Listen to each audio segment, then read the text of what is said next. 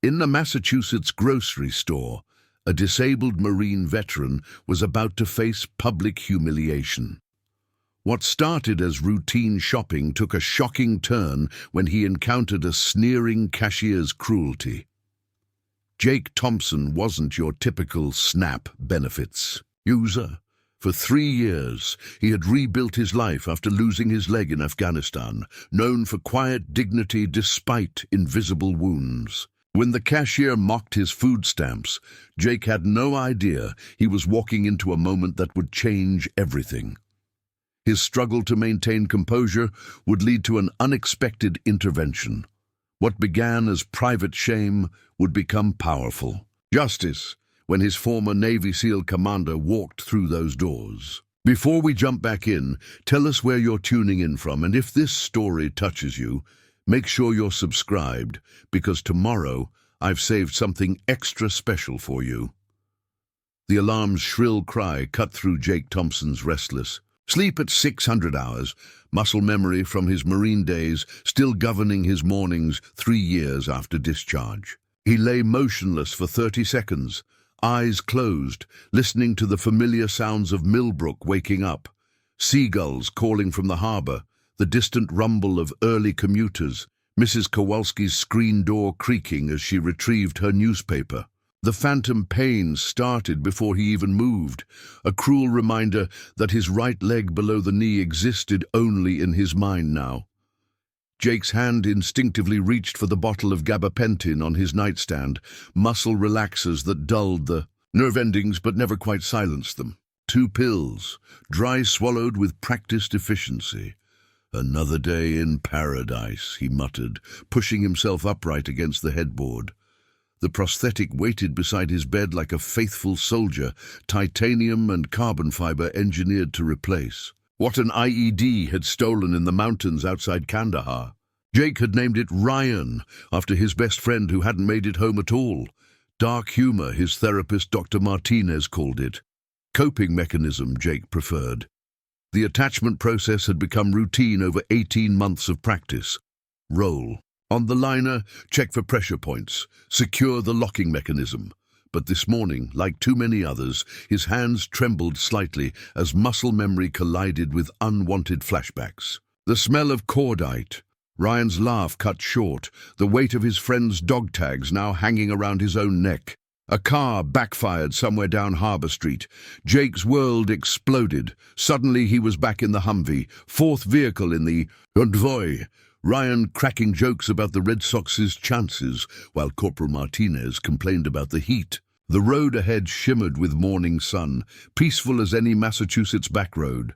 Then the world turned white-hot, metal screaming through air, his right leg disappearing in a cloud of dirt and blood, and "Breathe, Thompson. 5 things you can see."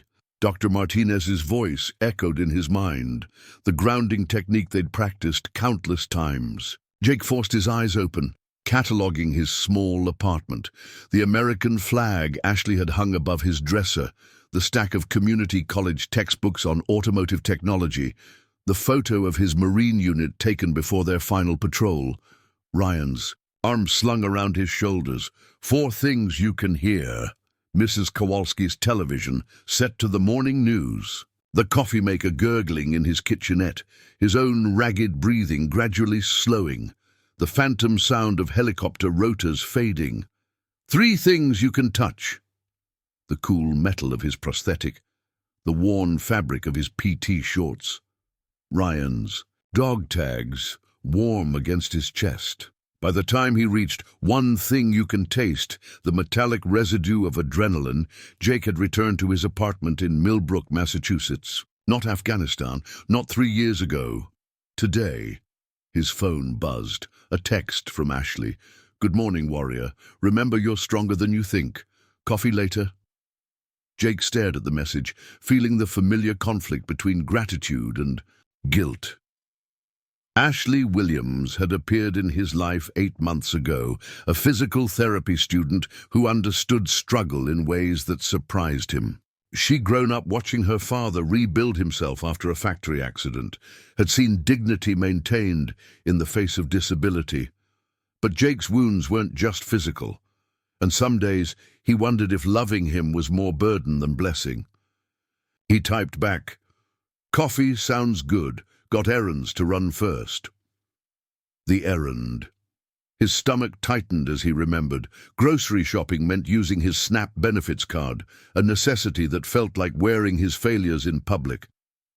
3 years ago, he'd been Corporal Jake Thompson, United States Marine Corps, protector of freedom and democracy. Now he was a part-time mechanic studying automotive technology on the GI Bill, dependent on government assistance to buy food.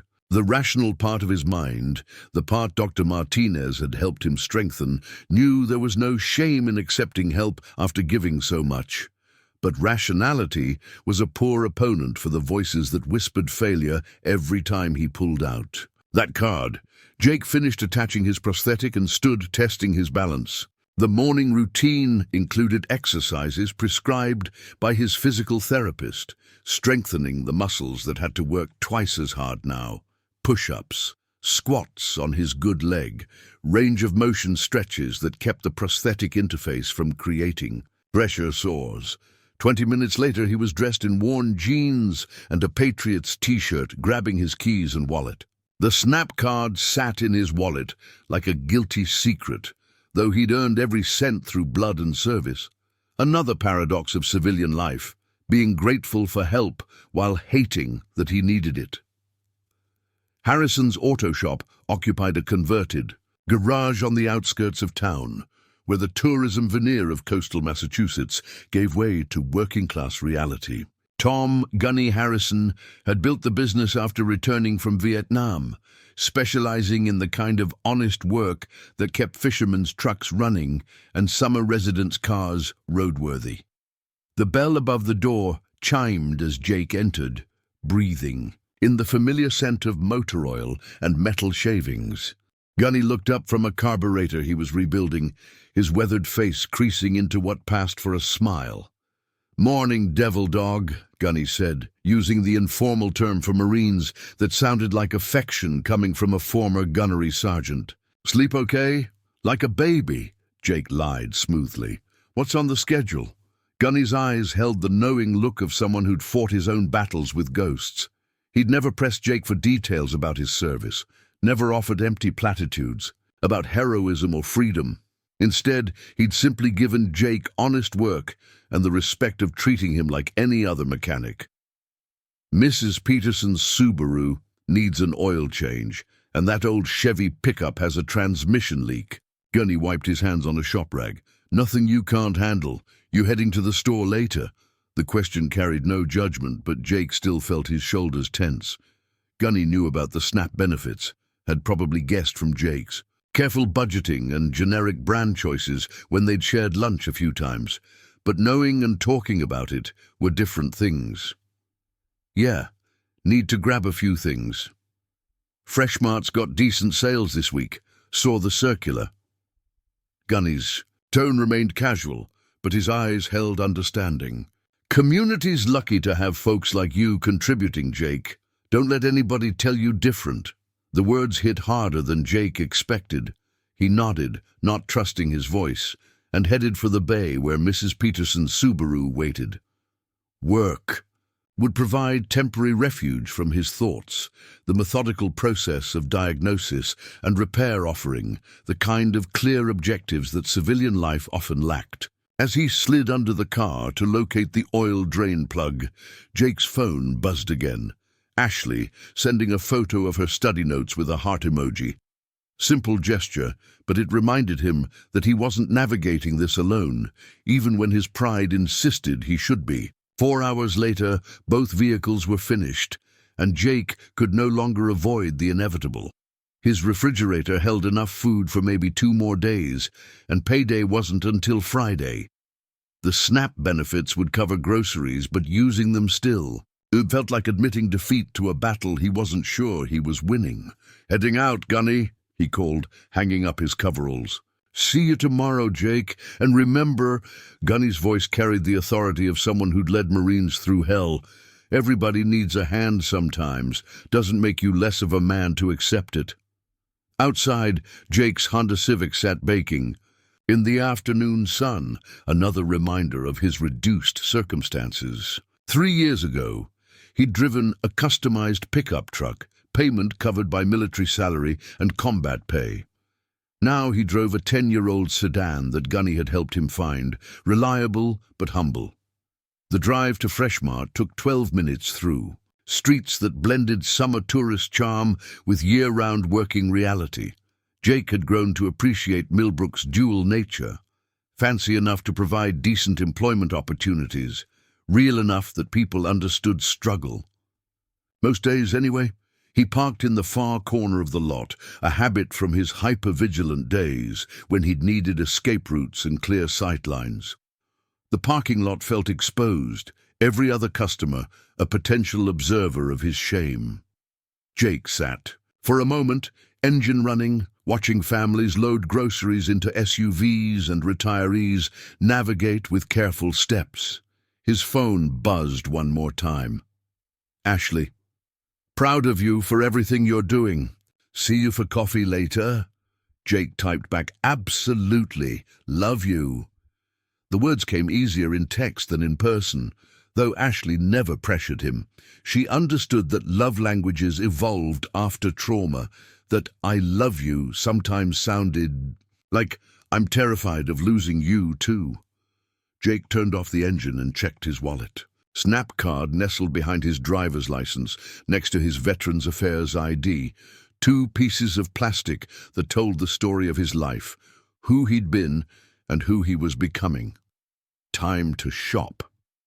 Jake's hand tightened around his wallet as he approached. Freshmart's automatic doors, the familiar whoosh of the entrance, always triggered a brief moment of tactical assessment. Sightlines, exit routes, potential threats. Old habits from patrol work that his therapist said might never fully fade. The store's fluorescent lighting cast everything in harsh relief, making the colorful displays of summer produce look artificial. Jake grabbed a red plastic basket, smaller than a cart, keeping his shopping inconspicuous. He'd learned to shop strategically over the past year. Generic brands, bulk items when they made sense, careful calculation of price per unit, military precision applied to civilian survival. His phone displayed the shopping list he'd crafted based on Ashley's nutrition recommendations and his own budget constraints. Whole grain bread, peanut butter, eggs, milk, pasta, canned tomatoes, ground turkey, bananas, rice. Nothing fancy, nothing that screamed food stamps to judgmental observers, though Jake knew that shame was mostly in his own head. The produce section occupied the store's front corner, where morning sunlight streamed through tall windows.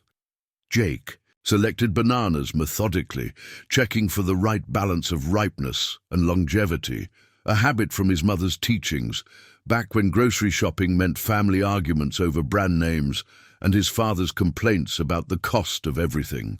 Jake Thompson. He turned to find Mrs. Eleanor Whitman approaching with a cart full of management supplies, paper towels, cleaning products, the bulk items that kept the store running. She'd been Freshmart's manager for as long as Jake could remember, having worked her way up from cashier over 3 decades. "Morning, Mrs. Whitman," Jake replied, noting how she looked him over with maternal concern. Small towns meant everyone knew everyone's business, including his veteran status and current struggles. "How are you holding up, dear?" Her voice carried genuine warmth. "I heard you're doing well at the auto shop. Tom Harrison speaks very highly of your work." "Keeping busy," Jake said, deflecting as always. "Gunny's a good boss." Mrs. Whitman nodded knowingly. He's helped several young veterans over the years, has a soft spot for Marines especially. Her eyes held understanding that made Jake simultaneously grateful and uncomfortable. "You take care of yourself. And tell that girlfriend of yours I said hello. Ashley's a lovely girl." She moved on toward the customer service counter, leaving Jake with the reminder that his life existed in public view. In Afghanistan, anonymity had been impossible but different. Everyone knew everyone in the unit, but that knowledge came with mutual protection and shared purpose. Here, visibility felt like vulnerability. Jake continued through the store, navigating aisles with automatic situational awareness. The elderly man near the pharmacy counter, probably picking up prescriptions. The young mother juggling twin toddlers. While trying to shop for dinner, the teenage store clerk restocking shelves with practiced boredom. Each selection required mental calculation. Ground turkey instead of beef, cheaper protein, though Ashley had taught him about nutritional density versus cost.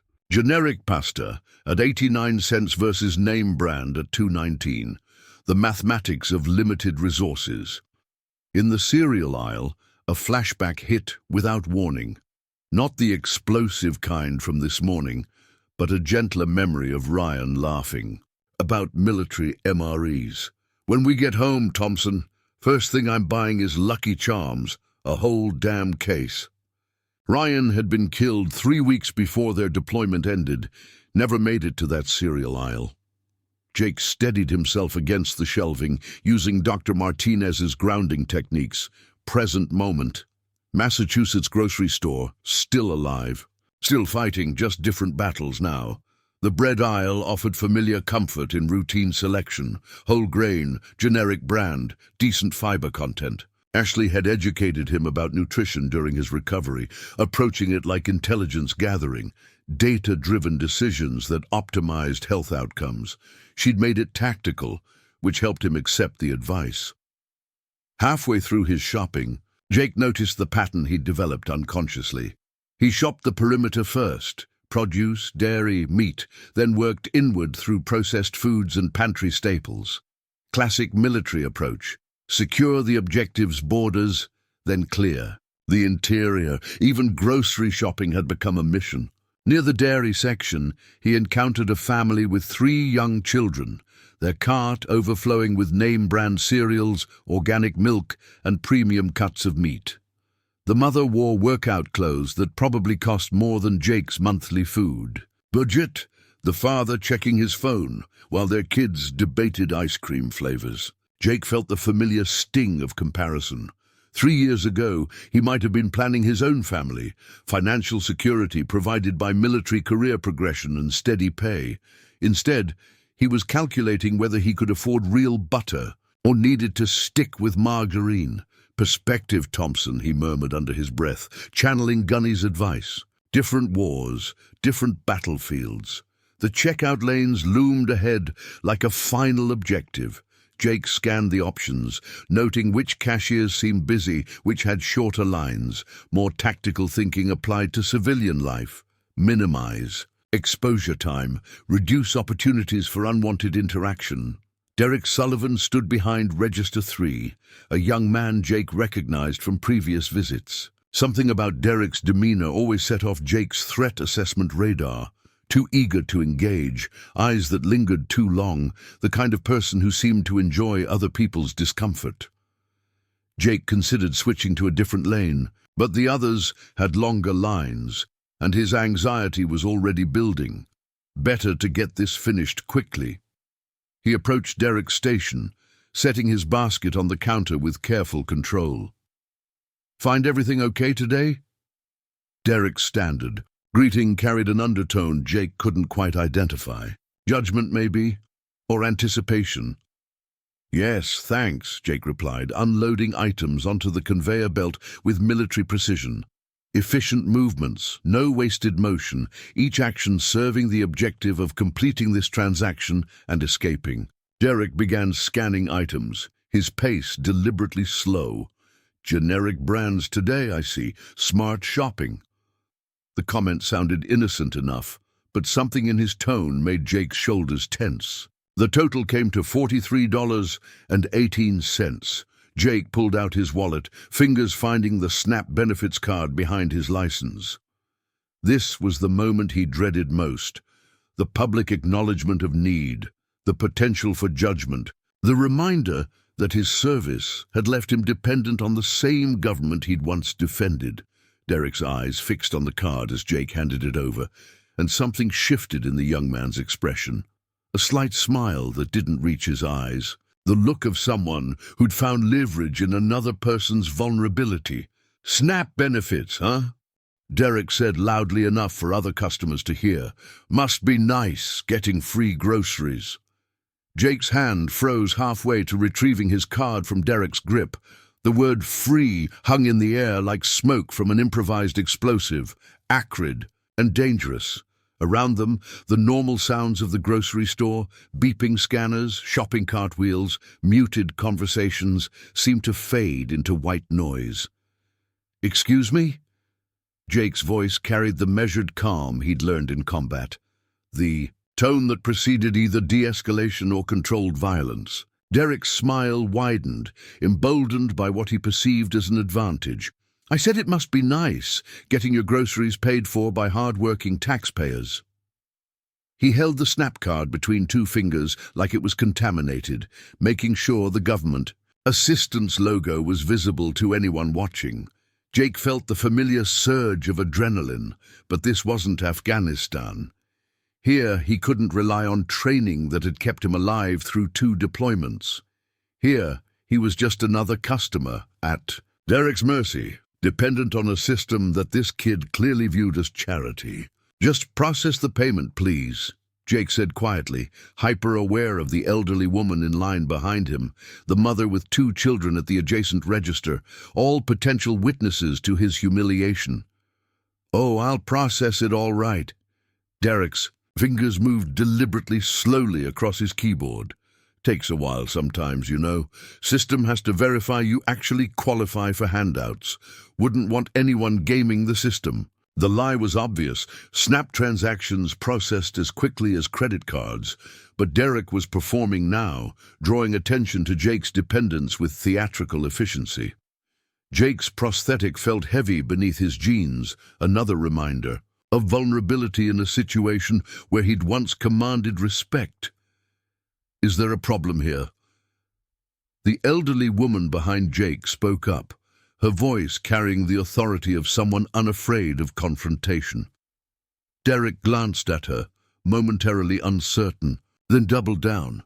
"No problem, ma'am, just making sure everything's legitimate. You know how it is with government assistance. Lots of people take advantage who don't really need it." Jake's hands clenched involuntarily. In Afghanistan, clarity had come from simple rules of engagement. Identify threats, neutralize them. Protect your unit. Here, the threat wore a fresh-marked uniform and wielded bureaucratic power like a weapon. "Look, kid," Jake started, his patience fracturing. "Kid?" Derek's voice rose slightly. "I'm not the one living off government cheese, buddy. Some of us actually work for our money instead of expecting handouts." The words hit like incoming. Fire! Jake felt his breathing quicken, the familiar prelude to either fight or flight response. But there was nowhere to run, no tactical advantage to be gained. Just the checkout lane of a civilian grocery store where his service meant nothing and his struggles were entertainment.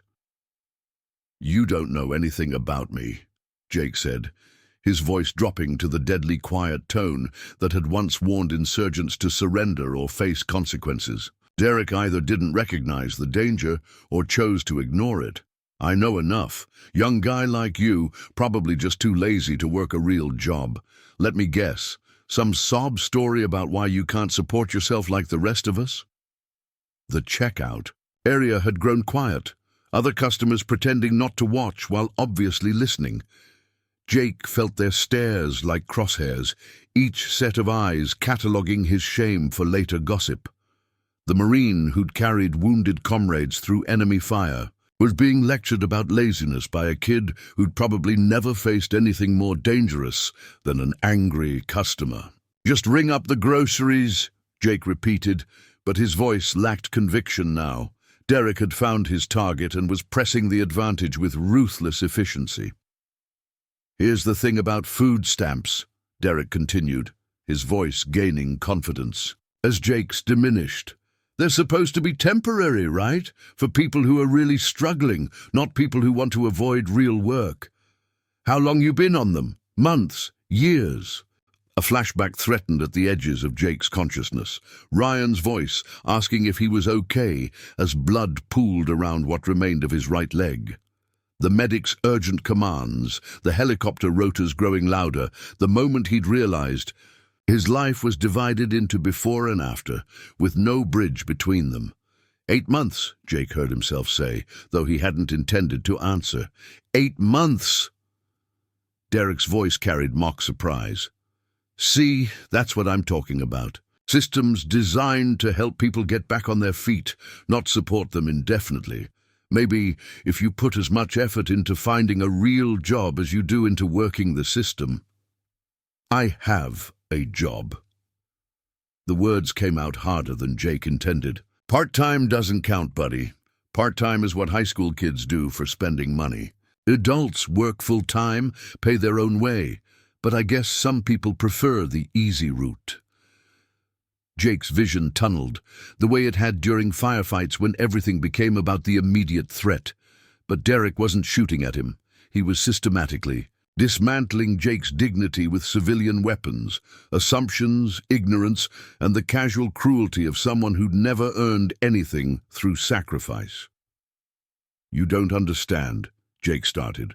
I understand plenty. Derek leaned forward slightly, lowering his voice to a stage whisper that still carried to nearby customers. I understand that real Americans work for what they get. Don't expect handouts. Don't make excuses. Take responsibility for their choices instead of expecting everyone else to pay their bills. The words, real Americans, hit like a sniper's bullet. Jake had bled for America, had watched better men than Derek die for America, had given pieces of himself that could never be recovered. And now this civilian was questioning his authenticity, his worth, his right to exist in the country he'd served. Jake's hand moved instinctively toward his chest, where Ryan's dog tags hung beneath his shirt. The familiar weight of his friends, memory, the reminder of sacrifice that Derek couldn't comprehend. But the gesture felt hollow here, meaningless in the face of Derek's determined ignorance. Look, Derek said, apparently interpreting Jake's silence as surrender. I'm not trying to be mean. I'm just saying maybe it's time to... The automatic doors at the store's entrance whooshed open with mechanical precision, interrupting Derek's lecture. Jake didn't turn to look. He was too focused on controlling his breathing, on preventing the complete breakdown that threatened at the edges of his consciousness. But something in Derek's expression shifted suddenly, the confident smirk faltering as his eyes fixed on something behind Jake. Captain Sarah Chen stepped through Freshmart's automatic doors with the purposeful stride of someone accustomed to commanding attention. Her navy blue business suit was immaculate, her posture erect, and her eyes performed an automatic threat assessment of the store's layout, exits, sightlines, potential hazards. Old habits from 15 years of special operations died hard, even in civilian grocery stores. She carried a leather portfolio and a small digital tablet, the tools of her current trade as a corporate efficiency consultant. Today's assignment was routine. Evaluate Freshmart's customer service standards as part of a chain-wide assessment for potential acquisition. Simple reconnaissance work compared to her previous career, but it paid well and kept her sharp. Sarah's gaze swept across the store's interior, cataloging details with professional precision. Clean floors, well-stocked shelves, adequate lighting. The customer service desk appeared properly staffed, and the checkout lanes moved at reasonable speed. Nothing immediately concerning from an operational standpoint. Then she saw him. Jake Thompson stood at register 3, his shoulders rigid with tension she recognized from combat stress. Even from behind, his posture told a story, the careful balance of someone managing a prosthetic, the hypervigilant stance of a soldier who'd learned that relaxation could be fatal. Sarah had seen that exact combination during joint operations. In Afghanistan, when Marines attached to her SEAL unit navigated the razor's edge between readiness and exhaustion. Sarah moved closer, her trained ears picking up fragments of conversation that made her blood pressure spike. The young cashier's voice carried the casual cruelty of someone enjoying another person's discomfort. Words like handouts and real Americans delivered with theatrical malice. Her tactical mind assessed the situation automatically. 1. Hostile. Civilian, position of minor authority, engaging in psychological warfare against a veteran. Jake's responses were controlled, but increasingly strained. She could see the tension building in his shoulders, the way his right hand clenched and relaxed in a pattern she remembered from firefights. Sarah approached casually, selecting a shopping basket and positioning herself within hearing range while appearing to examine produce. Her presence went unnoticed by Derek, who was too focused on his verbal assault to maintain proper situational awareness. Systems designed to help people get back on their feet, not support them indefinitely, Derek was saying, his voice loud enough to draw attention from other customers. Maybe if you put as much effort into finding a real job as you do into working the system. Sarah's jaw tightened. She'd led Jake through 2 of the most dangerous provinces in Afghanistan, had watched him carry wounded Marines under enemy fire, had personally recommended him for commendation after he'd saved 3 lives during a complex ambush. The idea of this civilian lecturing him about work ethic was not just offensive, it was tactically unsound. "I have a job," Jake replied, his voice carrying the strain of someone fighting multiple battles simultaneously. "Part-time doesn't count, buddy. Part-time is what high school kids do for spending money." Sarah set down her basket and moved closer, her approach as silent and deliberate as stalking enemy positions. Derek continued his assault, oblivious to the threat now positioned within his operational perimeter. "Real Americans work for what they get. Don't expect handouts. Don't make excuses." The phrase "real Americans" triggered something primal in Sarah's protective instincts. She'd served alongside Jake in operations that most civilians couldn't imagine, had seen him demonstrate courage and selflessness that deserved medals. Not lectures from entitled children who'd never risked anything for their country. Sarah completed her approach, positioning herself at the edge of the checkout area, where she could observe both participants while remaining initially unnoticed. Her presence was tactical, close enough to intervene rapidly, positioned to control the conversation's direction, ready to extract Jake from a situation that was clearly escalating beyond his ability to manage alone. Derek leaned forward, his voice dropping to a stage whisper designed to carry. "I understand that real Americans work for what they get. Don't expect handouts. Don't make excuses. Take responsibility for their choices instead of expecting everyone else to pay their bills." Jake's hand moved toward his chest, a gesture Sarah recognized. He was reaching for something, dog tags probably, the motion of someone seeking comfort from memories of better men than the one currently humiliating him. "Look," Derek continued, apparently emboldened by Jake's silence, "I'm not trying to be mean. I'm just saying maybe it's time to—" "Excuse me." Sarah's voice cut through Derek's monologue with the authority of someone accustomed to being obeyed immediately. Both Jake and Derek turned toward her, their reactions telling the complete story of the situation. Jake's eyes widened with recognition and a complex mixture of relief and renewed shame. Sarah read his expression instantly, gratitude for rescue, competing with embarrassment at being seen in this vulnerable state by someone whose respect he valued.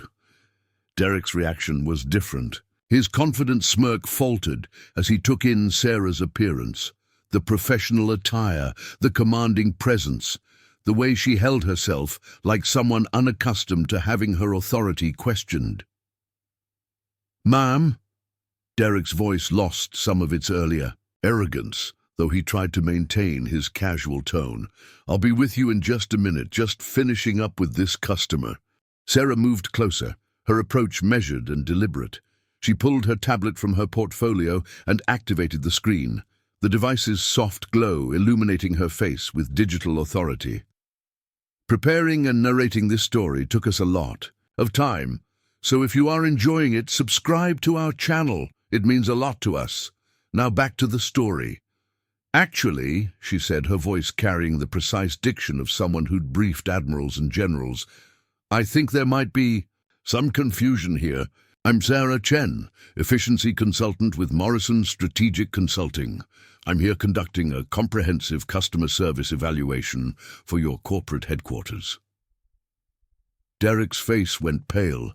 The swagger disappeared from his posture as the implications of Sarah's introduction penetrated his consciousness.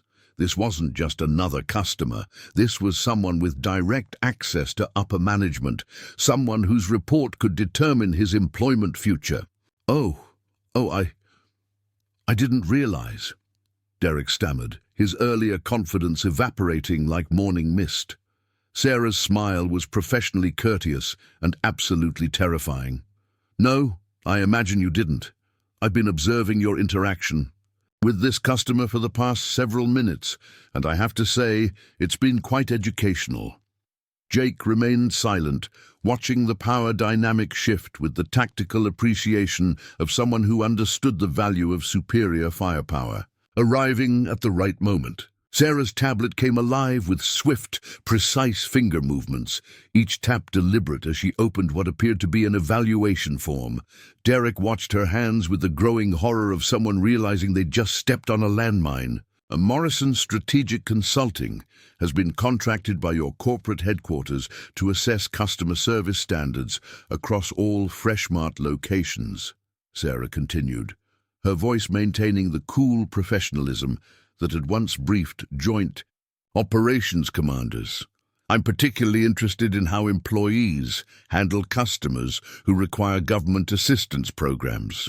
Derek's Adam's apple bobbed visibly as he swallowed. Ma'am, I was trying to process his transaction efficiently. Efficiently. Sarah's finger paused over her tablet screen. Interesting word choice.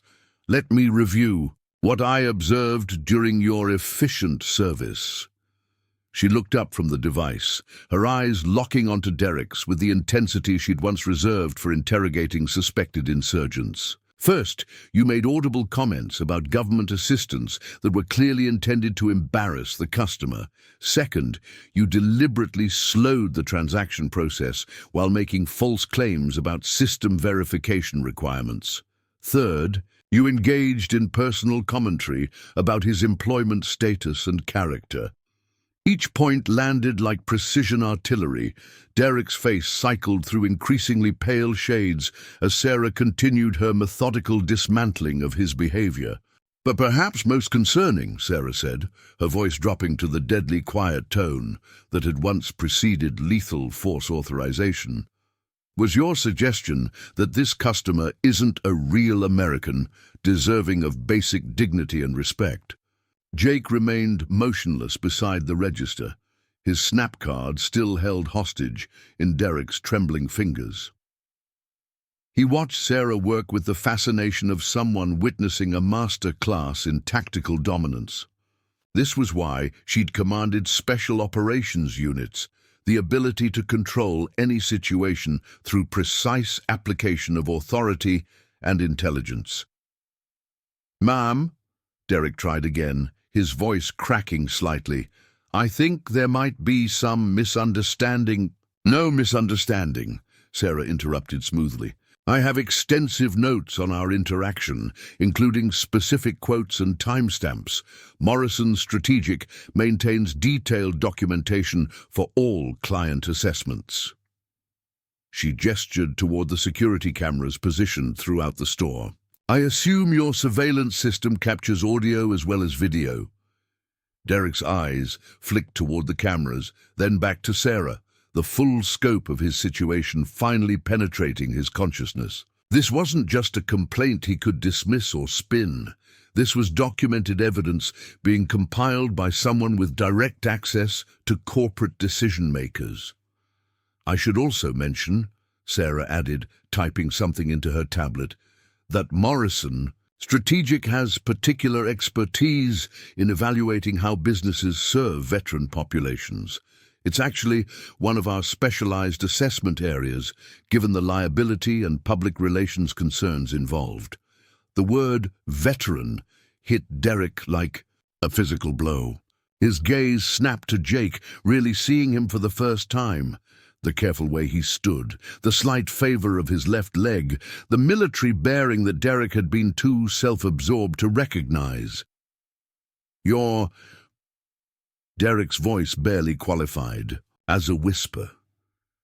"Marine Corps," Jake said quietly, the first words he'd spoken since Sarah's arrival. "2 deployments, Afghanistan." Derek's face went from pale to grey. Sarah watched him process the implications with the satisfaction of someone who'd just watched a tactical plan execute flawlessly. The young man was beginning to understand that he hadn't just insulted a random customer. He'd publicly humiliated a combat veteran while being observed by a corporate consultant specifically evaluating veteran customer service. "Mrs. Whitman," Derek called out suddenly, his voice cracking with panic. "Mrs. Whitman, could you come over here, please?" Eleanor Whitman appeared from the customer service desk with the efficient stride of someone who'd managed crisis situations for 3 decades. She took in the scene instantly. Jake's rigid posture, Derek's obvious distress, and Sarah's professional authority. "What seems to be the problem?" Mrs. Whitman asked, though her experienced eyes were already cataloguing details that suggested significant trouble. Sarah extended her hand with professional courtesy. "Sarah Chen, Morrison Strategic Consulting. I'm here conducting a customer service assessment for your corporate headquarters. I've been observing an interaction between your employee and this customer that raises several significant concerns." Mrs. Whitman's expression shifted to carefully controlled alarm as she shook Sarah's hand. Morrison Strategic was a name she recognized, expensive consultants that corporate only hired when they were considering major changes. "What kind of concerns?" Mrs. Whitman asked, though her tone suggested she could already guess. "Your employee made disparaging comments about this customer's use of SNAP benefits, deliberately delayed his transaction, and questioned his status as a real American," Sarah replied, consulting her tablet. This occurred despite the customer being a combat veteran who lost his leg serving in Afghanistan. Mrs. Whitman's face went through several expressions in rapid succession: shock, anger, and the particular horror of a manager realizing that a worst-case scenario was unfolding under corporate observation. "Derek," she said, her voice carrying deadly quiet authority, "is this accurate?" Derek looked like a man watching his life collapse in real time. "Mrs. Whitman, I didn't know he was." "You didn't know he was what?" Mrs. Whitman's tone could have frozen seawater. "A human being deserving of basic respect, a customer whose money is as good as anyone else's, a veteran who served his country." Other customers had begun to gather at a respectful distance, drawn by the obvious drama, but uncertain whether to intervene or observe. Jake felt their attention like physical weight. Another layer of humiliation added to an already unbearable situation. "Ma'am," Sarah interjected smoothly, "I think it might be best to continue this conversation in a more private setting. My evaluation needs to be thorough, but there's no reason to create additional disruption for other customers." Mrs. Whitman nodded gratefully. "Of course. Derek, you're relieved from register duty immediately. Report to my office." She turned to Jake with genuine concern. "Sir, I am deeply sorry for what you've experienced here today. This absolutely does not represent Freshmart's values or training standards." Jake finally found his voice. "I just want to pay for my groceries and leave." Sarah looked at him with understanding that transcended their professional relationship. "Of course." Mrs. Whitman Perhaps someone else could complete this transaction while we discuss the broader implications of what I've observed? Absolutely. Mrs. Whitman signaled to another cashier. Jennifer, please complete this gentleman's transaction immediately. No charge for the groceries. Store policy for service recovery situations. That's not necessary, Jake started to protest. It absolutely is, Mrs. Whitman replied firmly. And Mr. Thompson, Jake Thompson. Mr. Thompson, I hope you'll give us another chance to demonstrate proper service standards, and thank you for your service to our country. The words carried genuine respect, but Jake could barely process them. He was still adjusting to the sudden reversal of fortune, the transformation from victim to vindicated in the span of minutes. Sarah watched him carefully, reading the complex emotions playing across his face, relief, gratitude, and the particular exhaustion that came from having one's dignity systematically dismantled and then publicly restored. Mr. Thompson, would you mind if we spoke privately for a few minutes? Sarah's request carried the gentle authority of someone accustomed to managing post-operation debriefs. Perhaps outside.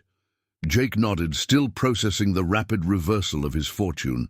Jennifer, the replacement cashier, had completed his transaction with professional efficiency and obvious sympathy, the free groceries bagged with extra care. Mrs. Whitman had disappeared into her office with Derek, their muffled conversation already escalating behind closed doors. The automatic doors released them into the parking lot's late morning heat, summer air thick with humidity, and the distant salt tang of Millbrook's harbor. Sarah walked beside Jake toward a quieter section of the lot, away from the foot traffic of arriving customers. "Your Civic?" Sarah asked, gesturing toward Jake's Honda. "Yeah, not much, but it runs." Jake's response carried the defensive undertone of someone still adjusting to reduced circumstances. "Reliable transportation is what matters," Sarah replied, leaning against the car's fender with casual authority. "I drove a beat-up Jeep Cherokee for 3 years after I got out. Thing was older than some of my junior operators, but it never left me stranded." The comment surprised Jake. In his mind, Sarah Chen had emerged from military service into immediate success, her corporate consulting work a natural evolution of her leadership skills. The idea that she'd struggled with anything seemed inconsistent with her commanding presence. "You having flashbacks about what just happened?"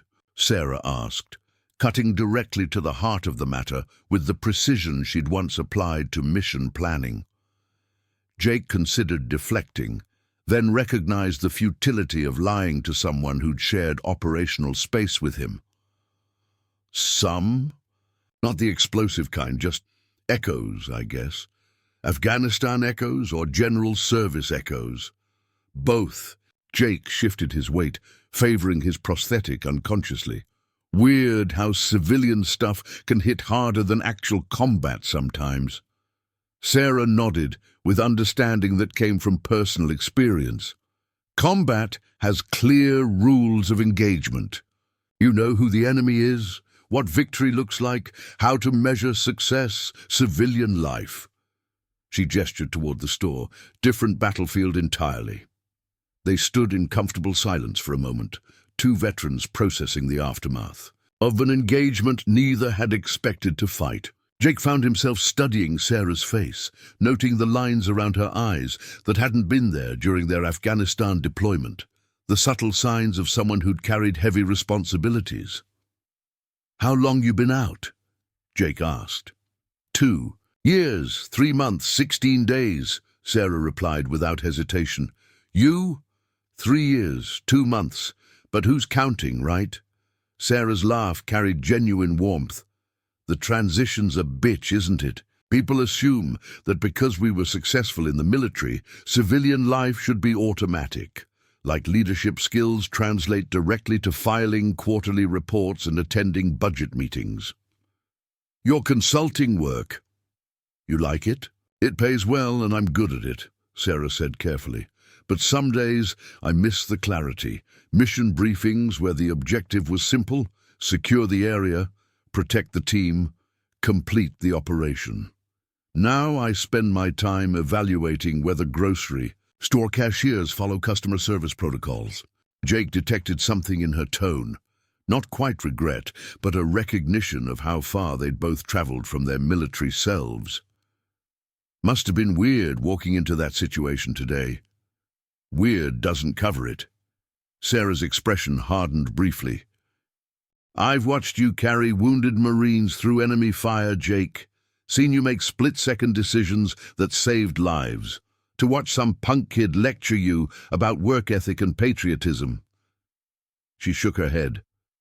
I wanted to demonstrate some close-quarters combat techniques. The admission surprised Jake. Sarah had always maintained perfect professional composure during their joint operations, never showing emotion that might compromise mission effectiveness. Seeing her protective anger felt oddly comforting. I keep thinking about Ryan, Jake said quietly.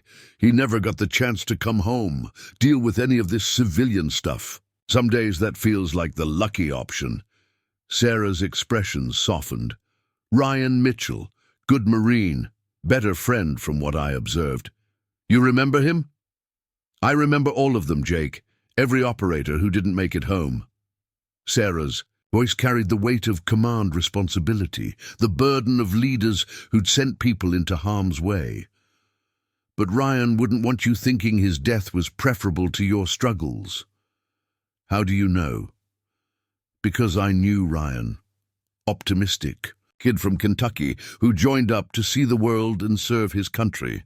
You think he'd want his best friend feeling guilty for surviving, for fighting to rebuild a life worth living. Jake felt tears threatening, the first genuine emotion he'd experienced since the confrontation began. Some days I don't know how to do this. The civilian thing, everything feels like I'm pretending to be someone I'm not. Who says you have to pretend? Sarah's question carried challenge alongside compassion. You're still a Marine, Jake. The uniform doesn't make the warrior, the values do. Honor, courage, commitment. You showed all three in that store today. I showed weakness. Bullshit. Sarah's response was immediate and firm. You showed restraint under attack. You maintained discipline when a civilian was deliberately provoking you. You endured humiliation without escalating to violence. That's not weakness. That's superior training and character. Jake looked at her with surprise. In his mind, the incident had been nothing but failure and shame, a demonstration of how far he'd fallen from his military self. The Jake Thompson I served with in Afghanistan would have handled that situation exactly the way you did today, Sarah continued, with dignity, control, and the kind of quiet strength that makes people better leaders than they realize. I don't feel like a leader anymore. Leadership isn't about rank or authority, Jake. It's about example. You think Ashley doesn't see your courage every day? You think Gunny doesn't recognize your character? You think the other veterans in this community aren't watching how you handle your struggles? The questions hit like precision strikes, each on targeting assumptions Jake hadn't realized he was making.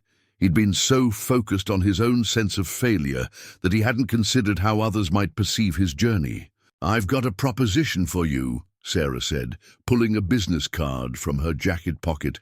Morrison Strategic is expanding into veteran transition consulting.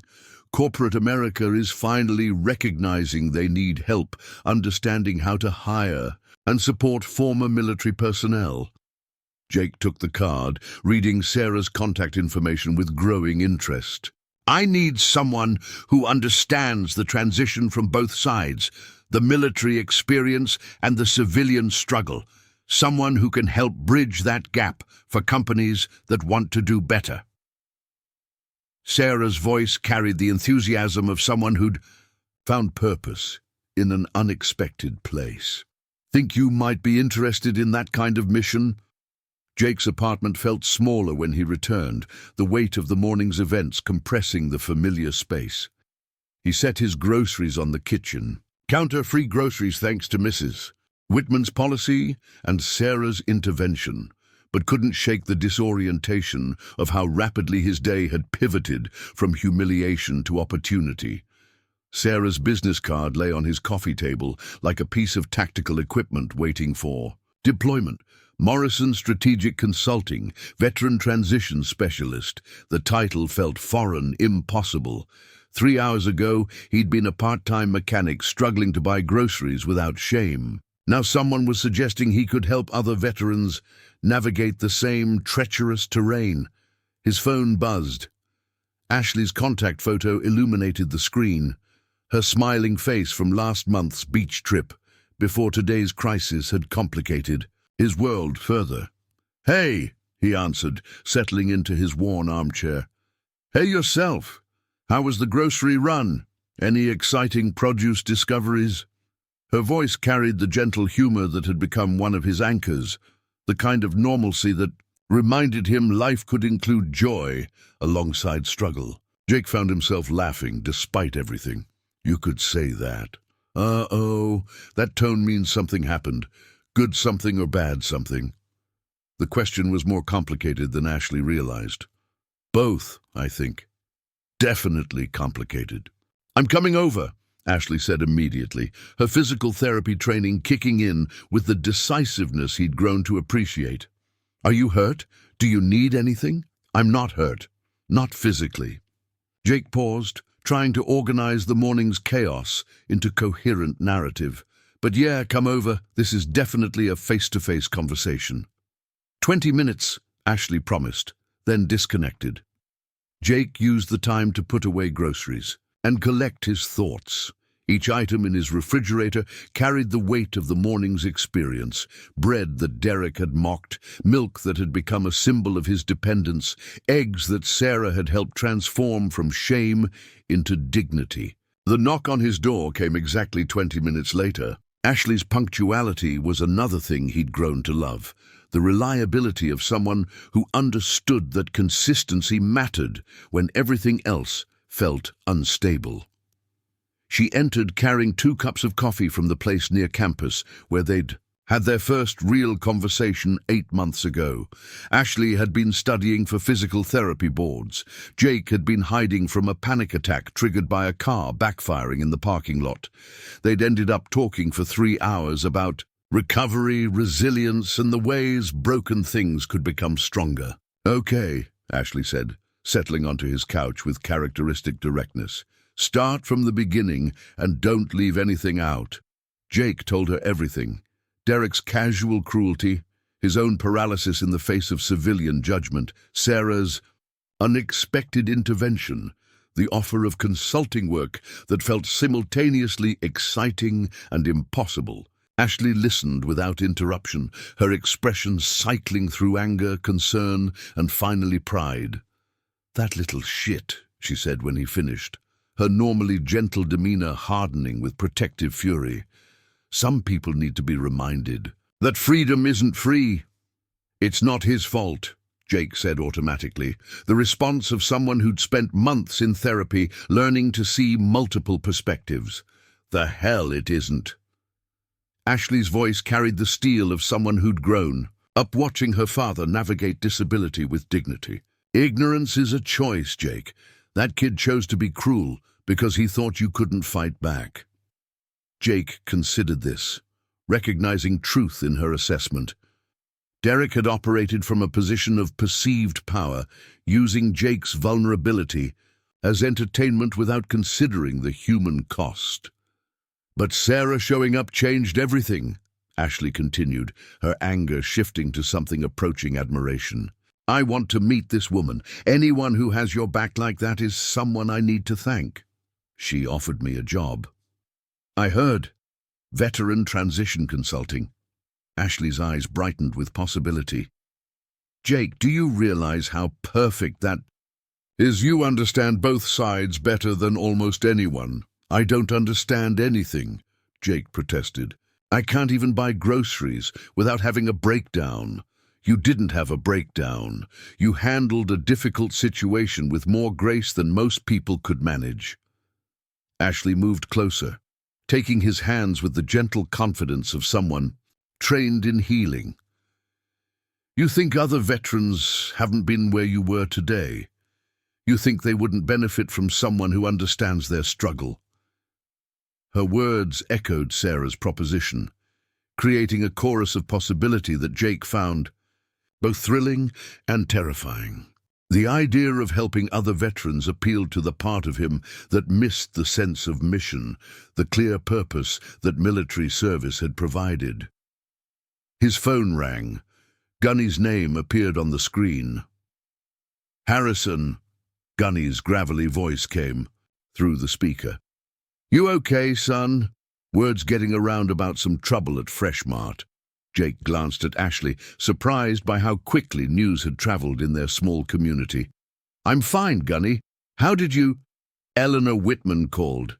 And said one of her employees gave you grief about your benefits, and some corporate consultant witnessed the whole thing."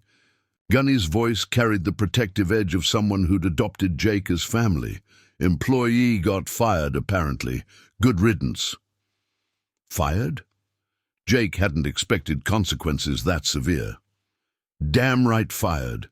Eleanor's got a nephew who served in Iraq. She doesn't tolerate that kind of bullshit in her store." Gunny paused. "This consultant, Chen, Eleanor said her name was. You know her. Former Navy SEAL commander. We served together in Afghanistan." "No shit?" Gunny's voice registered surprise and approval. "Small world. Elite units look out for their own. She offered me a consulting job, helping veterans transition to civilian work." The silence on the line stretched long enough that Jake wondered if the call had dropped. Finally, Gunny spoke, his voice carrying something Jake had rarely heard. From the gruff veteran, pride. "Jake, that's the best news I've heard in months. You've got the experience, the education, and the heart for that kind of work.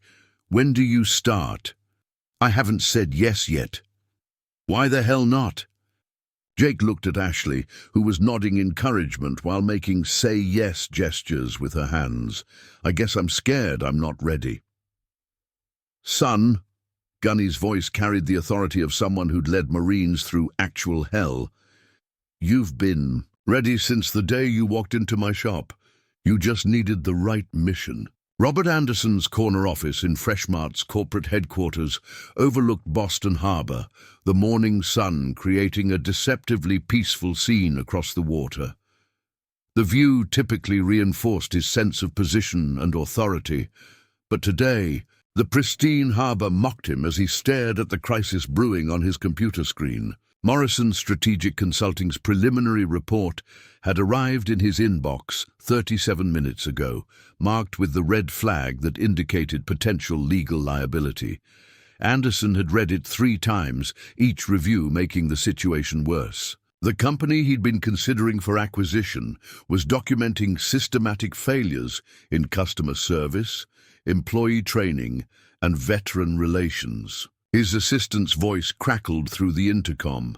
"Mr. Anderson, Mrs. Whitman from the Millbrook store is on line 1. She says it's urgent regarding the incident report." Anderson picked up immediately. "Eleanor, tell me this Morrison report is exaggerated." "I wish I could, Robert." Mrs. Whitman's voice carried the fatigue of someone who'd spent her morning doing damage control. "But I witnessed the tail end myself. Derek Sullivan humiliated a combat veteran in front of multiple customers while a corporate consultant documented everything. Walk me through exactly what happened." Mrs. Whitman's account was methodical and damning. Derek's deliberate cruelty, the public nature of the humiliation, the veteran's dignified restraint, and Sarah Chen's professional intervention. Each detail reinforced Anderson's growing certainty that this incident could destroy careers, including his own. "What's the veteran's background?" Anderson asked, hoping for mitigating factors that didn't exist. "Marine Corps, 2 deployments, lost his leg in Afghanistan, works part-time at Harrison's auto shop while attending community college on the GI Bill." Mrs. Whitman's voice carried defensive pride. Model citizen by any reasonable standard. Anderson closed, his eyes calculating the public relations catastrophe if this story reached social media. Disabled veteran humiliated by grocery store employee while corporate consultant witnessed everything. The narrative practically wrote itself, complete with obvious villains and sympathetic victims. What's Sullivan's employment history? 3 years with us. Multiple customer complaints about attitude. Passed over for promotion twice due to performance issues.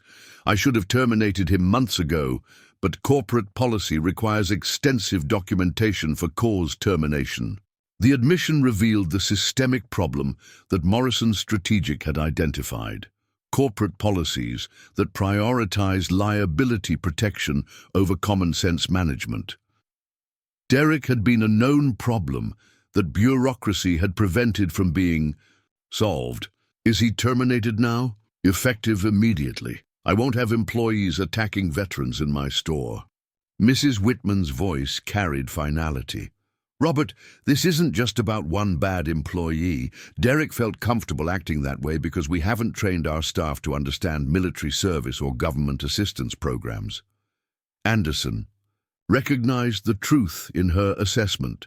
Freshmart's training focused on efficiency metrics and theft prevention, not customer dignity or cultural sensitivity. The incident revealed gaps that Morrison Strategic would undoubtedly flag in their final report. What's our exposure here? Anderson asked, though he suspected he already knew. Social media is already buzzing. Someone filmed part of the incident on their phone. Veteran humiliation is trending locally. Mrs. Whitman paused. The good news is that most posts praise Ms. Chen's intervention and our decision to fire Derek. But the underlying story is still about a veteran being mistreated in our store. Anderson pulled up Twitter on his computer, searching the hashtag. The videos were brief but devastating. Derek's sneering face, Jake's obvious distress, other customers' uncomfortable reactions. The contrast between Derek's arrogance and Jake's dignity created exactly the narrative Anderson had feared. What's Chen's next step? She's completing her evaluation today. Professional, thorough, but I can tell she's not impressed with our training protocols. Mrs. Whitman's voice dropped. Robert, she asked specifically about our veteran hiring initiatives and employee sensitivity training. We don't have adequate answers for either question. The admission struck at the heart of Anderson's larger concerns. Morrison Strategic had been evaluating Freshmart for potential acquisition by a major retail consortium. The client specifically valued companies with strong corporate social responsibility profiles, including veteran employment programs. I need you to document everything. Derek's termination, the policy reviews, any corrective actions we're implementing. Anderson's mind raced through damage control possibilities. And get me a meeting with this veteran, today if possible. Mr. Thompson might not be interested in meeting with corporate representatives. Make it happen, Eleanor. We need to demonstrate accountability and genuine concern. Anderson paused, recognizing the calculated nature of his response, and make sure Chen knows we're taking immediate corrective action. After ending the call, Anderson stared at Morrison Strategic's report, recognizing that the Millbrook incident was symptomatic of larger problems. Freshmart had grown rapidly over 15 years, prioritizing expansion over culture development. Employee training focused on operational efficiency rather than human dignity. His phone buzzed with a text from his boss. Saw the social media posts. Conference call in 20 minutes. Bring solutions, not excuses. Anderson spent the next 18 minutes crafting a response strategy that balanced genuine accountability with corporate liability management. The solution required immediate policy changes, enhanced training programs, and visible commitment to veteran support initiatives. The irony wasn't lost on him. Morrison Strategic had been hired to evaluate Freshmart's acquisition potential, but their report would likely recommend significant cultural reforms before any purchase could proceed. Sarah Chen's intervention had exposed systemic failures that threatened not just individual careers, but the company's entire growth strategy. At 2:00 p.m., Anderson's phone rang. The caller ID showed an unfamiliar local number. "Mr. Anderson, this is Sarah Chen from Morrison Strategic. I think we need to discuss my preliminary findings before I submit my final report." Her voice carried the professional courtesy that preceded difficult conversations. Anderson recognized the tone from his own corporate negotiations, the calm that preceded strategic demolition. "Of course, Ms. Chen, I'm very interested in your assessment." "I'll be direct, Mr. Anderson. The incident I witnessed today represents a fundamental failure of corporate culture, employee training, and leadership accountability. If Freshmart is serious about addressing these issues, you'll need to implement comprehensive reforms immediately." "What kind of reforms?" "Complete overhaul of customer service training, mandatory sensitivity education focusing on veteran issues, revised hiring practices that prioritize character over convenience, and genuine accountability measures for management failures." Anderson recognized an ultimatum when he heard one. Morrison Strategic held his company's future in their recommendations, and Sarah Chen had just outlined the price of corporate redemption. "I'd like to discuss implementation strategies," Anderson said carefully. "I'm sure you would. But first, you're going to personally apologize to Jake Thompson and demonstrate that Freshmart's commitment to veterans goes beyond damage control." The rumble of motorcycle engines echoed off the weathered walls of Harrison's auto shop, but these weren't the threatening sounds Jake had learned to associate with trouble. These were Harleys, ridden by men who'd earned the right to ride them, their engines tuned with the precision that came from understanding mechanical systems under combat conditions. Colonel James Patterson dismounted first, his bearing unmistakably military despite civilian clothes. At 52, he still carried himself like the Marine officer who'd led Jake's unit through some of Afghanistan's most dangerous territory. Behind him, 4 other Marines emerged from their bikes, a mixture of active duty and veterans who'd received word through the informal networks that connected military brothers across time and distance. Gunny Harrison emerged from the shops, interior, wiping grease from his hands with practiced efficiency. His eyes took in the new arrivals with the automatic assessment of someone who'd learned to read men under pressure. The Marine Corps insignia on Patterson's leather jacket told him everything he needed to know. "You must be Gunny Harrison," Patterson said, extending his hand with the respect that transcended rank when it came to recognition between warriors. "Colonel James Patterson, I understand one of my former Marines works here." "Jake Thompson." Gunny's handshake was firm, his voice carrying approval. "Good Marine, better man. Been expecting someone like you to show up eventually." "Word travels in the Corps," Patterson replied, "especially when one of our own gets treated like shit by civilians who don't understand what service means." Through the shop's side door, Jake appeared, having heard the motorcycles and recognized the particular sound of riders who knew their machines. His expression cycled through surprise, recognition, and something approaching embarrassment as he saw his former commanding officer standing in his workplace. "Colonel Patterson?" Jake's voice carried the reflexive respect that military training embedded permanently. "It's Jim now, Jake. Been out of the green machine for 2 years." Patterson's smile was genuine, but his eyes performed the automatic medical assessment that combat leaders never stopped conducting. "You look good, better than the last time I saw you in that hospital in Germany." The reference to Jake's medical evacuation hung in the air briefly, a shared memory of when Jake's future had been uncertain in every possible way. Behind Patterson, the other Marines introduced themselves. Staff Sergeant Mike Rodriguez, who'd served in Jake's platoon, Corporal Danny Walsh, a younger Marine who'd heard the stories, Technical Sergeant Lisa Park, Air Force, but adopted into the Brotherhood through joint operations, and Staff Sergeant Tony Martinez, no relation to Dr. Martinez, but carrying the same understanding of what it meant to rebuild yourself after service. "How did you all—" Jake began, still processing the unexpected reunion. "Social media, man," Rodriguez said with a grin. "Video of some punk kid hassling a Marine went viral in military circles. Took about 6 hours for someone to identify. You and pass word up the chain. Gunny Harrison reached out through veteran networks," Patterson added. "Figured you might want to know that your extended family had your back." The words hit Jake harder than he'd expected. Extended family. For 3 years, he'd felt increasingly isolated from his military identity, as if civilian life required abandoning the connections that had once defined him. The idea that those bonds remained active, protective, felt like receiving unexpected reinforcements during a difficult operation. "Come on," Gunny said, gesturing toward the shop's break area. "Got coffee and some space to catch up properly."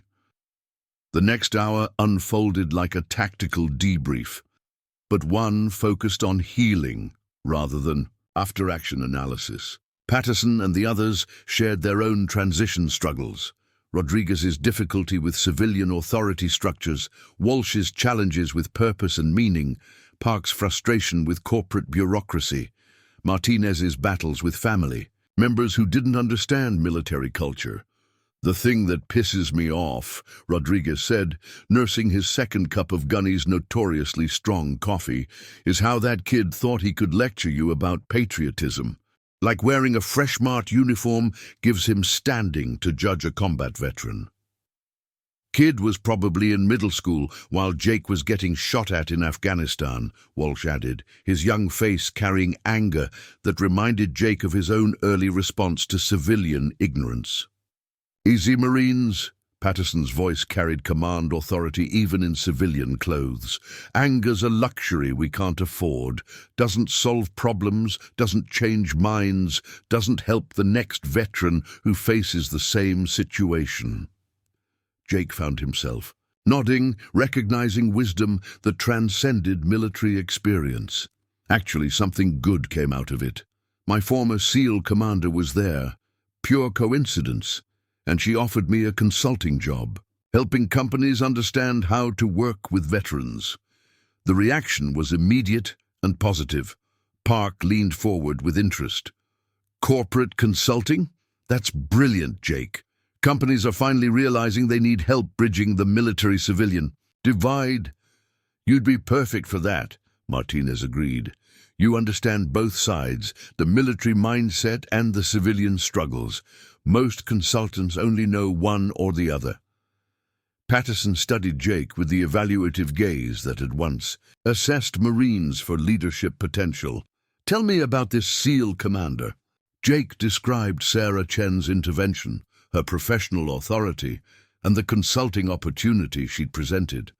As he spoke, he noticed his own voice gaining confidence, the presence of his military family reinforcing his sense of capability and worth. "Sarah Chen," Patterson repeated thoughtfully. "Navy Cross recipient, if I remember correctly. Led some joint operations that were above my clearance level."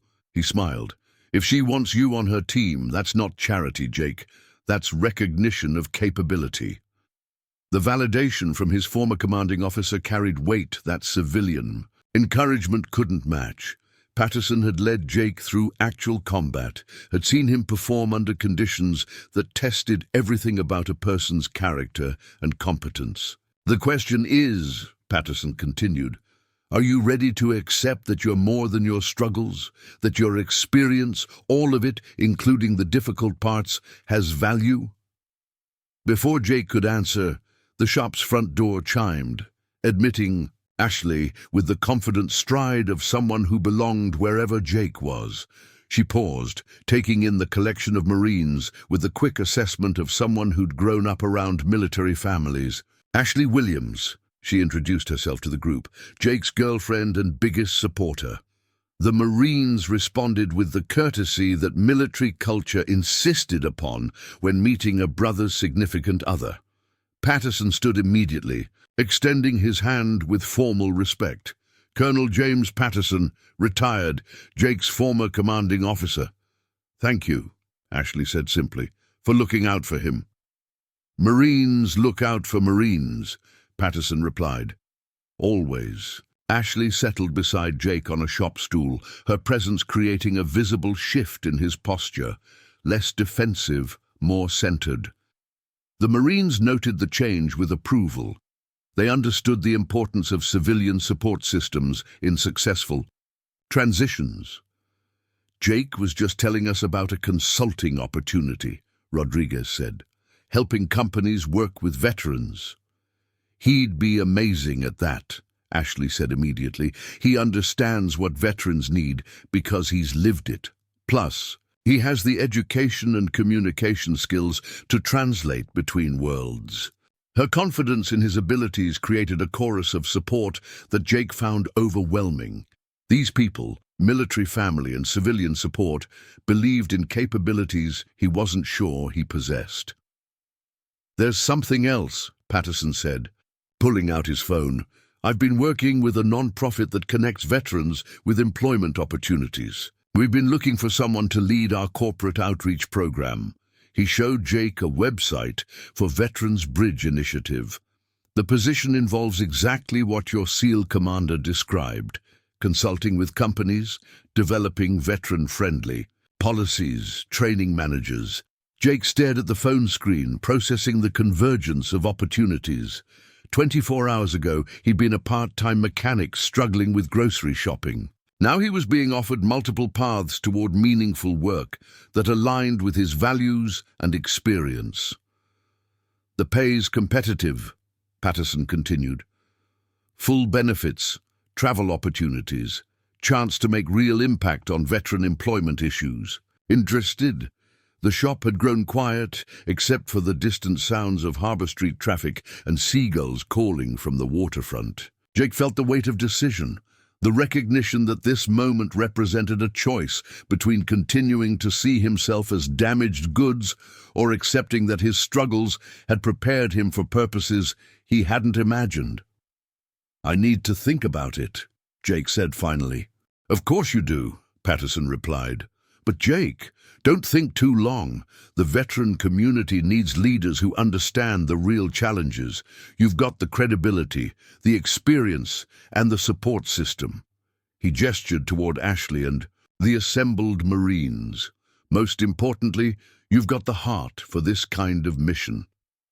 Gunny Harrison had remained quiet throughout the reunion, observing with the wisdom of someone who'd mentored multiple generations of veterans. Now he spoke, his voice carrying the authority of someone who'd earned the right to be heard. "Jake, I've watched you rebuild yourself for over a year, seen you face every challenge with more courage than most people manage in comfortable situations." He paused, looking around the group. "These folks didn't come here to rescue you. They came because they recognize what you've already accomplished." 6 months later, Jake Thompson stood before the bathroom mirror in his newly purchased condo, adjusting the tie that still felt foreign around his neck. The man looking back at him bore little resemblance to the broken veteran who'd struggled to buy groceries without shame. This version wore a tailored suit with confidence, his prosthetic leg hidden beneath pressed slacks, his bearing reflecting someone who'd found purpose in the wreckage of his former life. The condo itself represented transformation made tangible. Located in a converted mill building overlooking Millbrook Harbor, it featured exposed brick walls, hardwood floors, and windows that framed the town where he'd learned to rebuild himself. Ashley had helped him choose furnishings that balanced masculine practicality with warmth, leather furniture that could withstand a veteran's restless energy, bookshelves filled with texts on organizational psychology and veteran transition, studies, artwork that honored military service without dwelling in past glories. His phone buzzed with the morning's first text from Sarah Chen. Ready for the big presentation? Morrison Strategic believes in you. Time to show them why. Today marked Jake's first major solo assignment as Morrison Strategic's senior veteran. Transition consultant, a corporate title that still amazed him but no longer felt impossible. He was presenting to the board of directors at Northeast Regional Medical Center, proposing a comprehensive veteran employment program that could serve as a model for healthcare systems nationwide. The work had evolved naturally from Sarah's initial offer. Morrison Strategic had recognized that veteran employment issues required someone who understood both military culture and civilian struggles. Jake's combination of lived experience, educational background, and natural communication skills had proven invaluable in bridging worlds that too often remained separate. His partnership with Colonel Patterson's Veterans Bridge Initiative had created additional opportunities. Together, they'd developed training programs that helped companies move beyond surface-level veteran hiring initiatives toward genuine cultural integration. The work was challenging, meaningful, and provided the sense of mission that Jake had feared he'd lost forever. The morning routine now included reviewing presentation materials over coffee that Ashley had programmed to brew automatically, one of many small kindnesses that had accumulated into a partnership neither of them had expected, but both had grown to treasure. She emerged from the bedroom wearing scrubs, her physical therapy rotations beginning early at the regional hospital. "You're going to crush this presentation," she said, straightening his collar with practiced efficiency. 6 months ago, you thought buying groceries was insurmountable. Now you're advising Fortune 500 companies on organizational culture. The reminder of his transformation still felt surreal. The incident at Freshmart had become a turning point rather than a defeat, though the memory remained sharp enough to fuel his determination to prevent other veterans from experiencing similar humiliation. "Any word from the hospital about permanent positions?" Jake asked, deflecting attention from his own success to focus on Ashley's career progression. "Interview next week for the spinal rehabilitation unit," she replied, her smile carrying excitement and nervousness in equal measure. "Working with veterans recovering from spinal injuries, it feels like everything's coming together." They'd grown into each other's dreams rather than compromising them, a development that Dr. Martinez had noted during Jake's now monthly therapy sessions. The work of rebuilding hadn't ended with professional success. It had simply become more manageable with purpose and partnership. Jake's Honda Civic had been replaced with a Ford pickup truck, practical for site visits and consulting work, but also a symbol of restored financial stability. The SNAP benefits card had been retired 4 months ago, though Jake kept it in his wallet as a reminder of how quickly circumstances could change and how important dignity remained regardless of economic status. The drive to the medical center took him past Freshmart, where significant changes had occurred following Robert Anderson's corporate accountability crisis. Derek Sullivan's termination had been followed by comprehensive employee training programs, revised customer service protocols, and a veteran hiring initiative that prioritized character over convenience. Mrs. Whitman had been promoted to regional training coordinator, tasked with implementing veteran-friendly policies across multiple locations. Jake had returned to shop there once, 3 months earlier, finding the experience unremarkable in the best possible way. The new cashiers treated SNAP transactions with professional courtesy. The store displayed veteran appreciation signage, and Mrs. Whitman had personally ensured his visit proceeded without incident. The transformation wasn't perfect, but it represented progress toward the kind of community support that veterans deserved.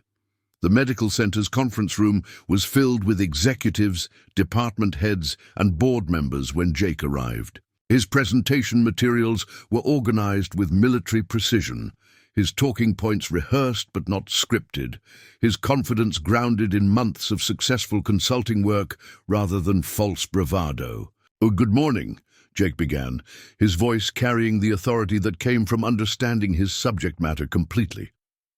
"I'm Jake Thompson, Senior Veteran Transition Consultant with Morrison Strategic. I'm here to discuss how Northeast Regional Medical Center can become a national leader in veteran employment while improving patient care outcomes through military-trained healthcare professionals." The next hour unfolded like a successful mission briefing. Jake presented data on veteran unemployment rates, statistics on military medical training that translated directly to civilian healthcare roles, and case studies from hospitals that had implemented comprehensive veteran hiring programs. His own story remained present but not prominent, a foundation that informed his expertise without overwhelming the business case. Questions came with the sharpness that indicated genuine interest rather than polite attention.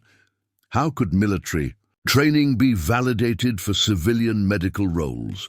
What kind of support systems did veteran employees require? How could the hospital measure success beyond simple hiring metrics? Jake answered each inquiry with the confidence that came from months of research, consultation with veteran focus groups, and partnership with organizations like Patterson's Veterans Bridge Initiative.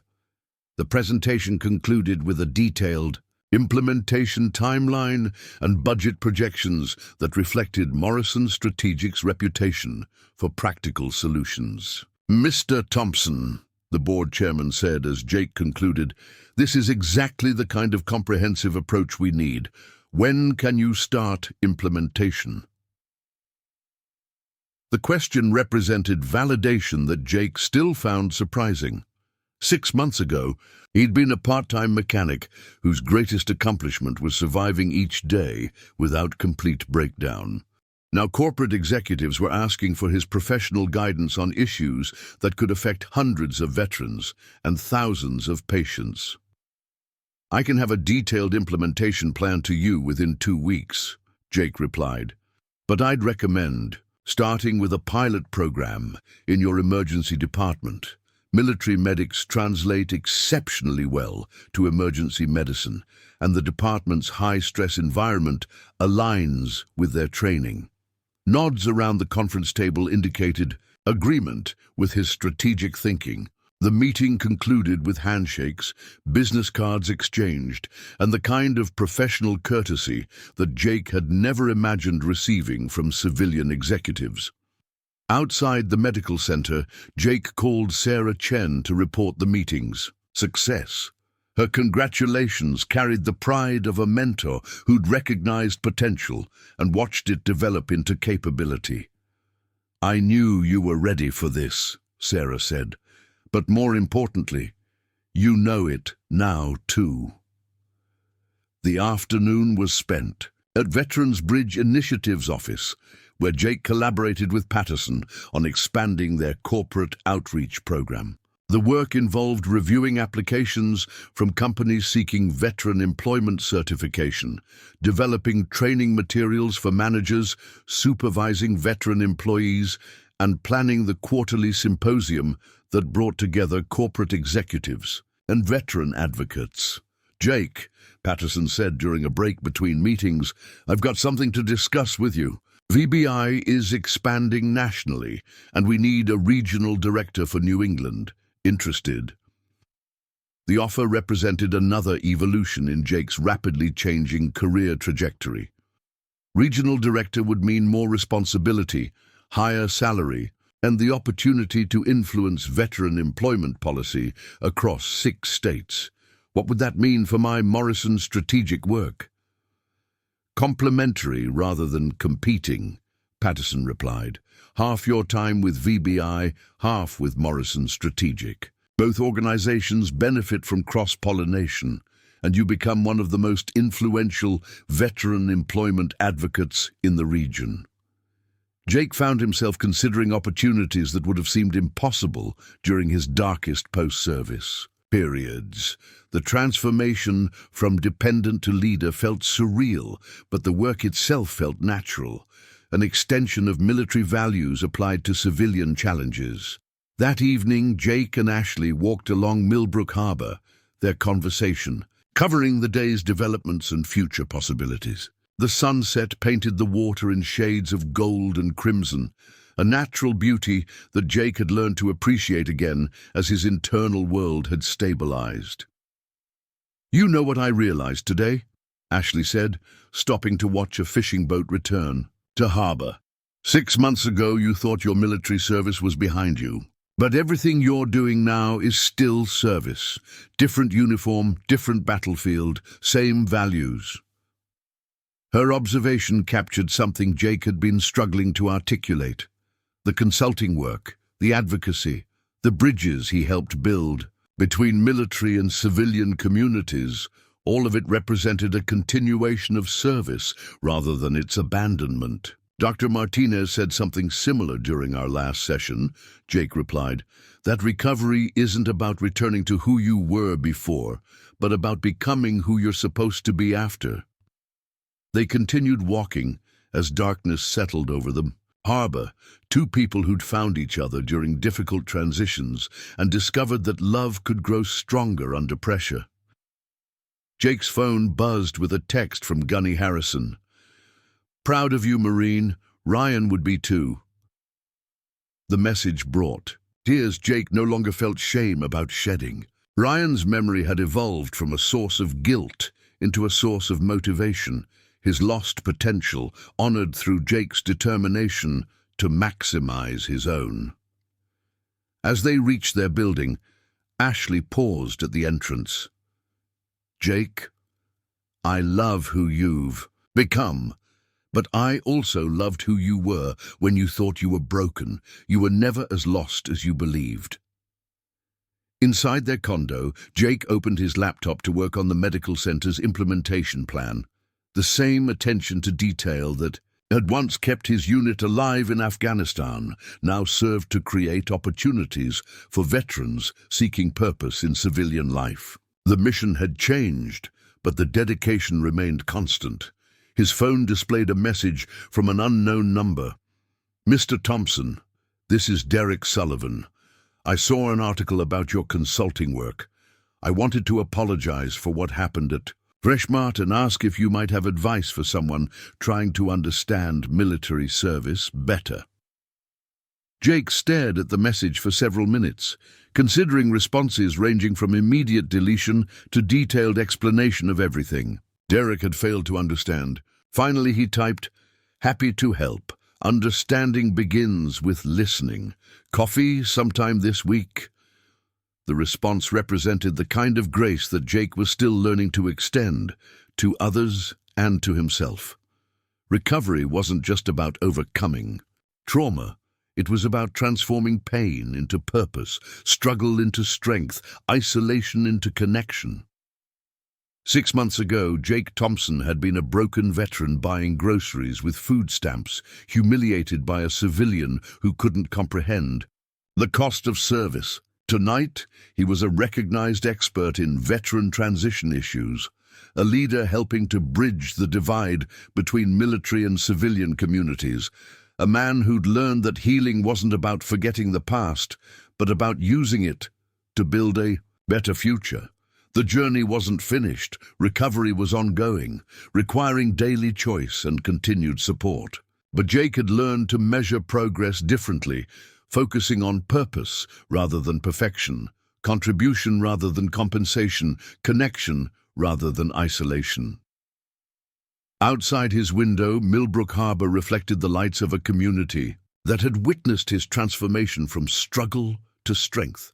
Tomorrow would bring new challenges, new opportunities to serve, new chances to prove that broken things could become beautiful when rebuilt with patience, purpose, and the support of people who understood that everyone deserved dignity regardless of their circumstances. Jake Thompson, Marine veteran, consultant, advocate, and survivor, closed his laptop and prepared for another day of building bridges between the worlds he'd learned to navigate with honor. Up next, you've got two more standout stories right on your screen. If this one hit the mark, you won't want to pass these up. Just click and check them out. And don't forget to subscribe and turn on the notification bell so you don't miss any upload from us.